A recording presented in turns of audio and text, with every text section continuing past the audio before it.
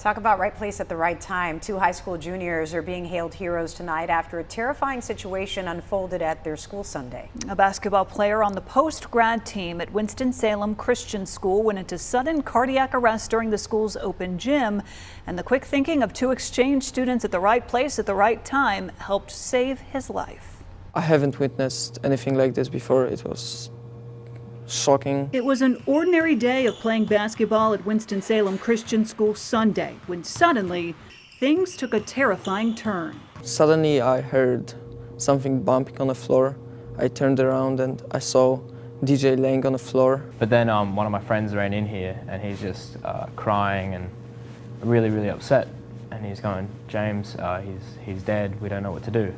18-year-old DeJohn Blunt, a player on the school's post-grad basketball team, had gone into sudden cardiac arrest. I stayed with him, trying to get his attention. I was talking to him. He was shaking, and then his chest stopped moving. Simon began immediately administering CPR after noticing DJ wasn't breathing. That's when James, another junior at the school, came running in to help.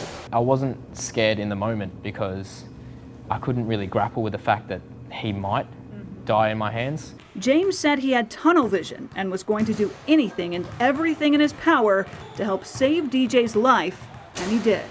And just when I was starting to think maybe he's gone, he came back, and it was just, I can't even describe the feeling in words. It was just phenomenal. On that Sunday, James and Simon were practically strangers to DJ, but after an emotional reunion on Tuesday, it's clear the three now have a bond that won't ever be broken. It was really good to see him and that he's doing okay. It was strange just to have someone thanking you for, saving their life. You never really would think that you would be having a conversation like that with anyone ever. Those two teens, by the way, are both from other sides of the world. They're exchange students from Poland and Australia. You probably heard in their accents there. DJ has since been recovering at a local hospital. I spoke to his father on the phone this afternoon, who says he is improving.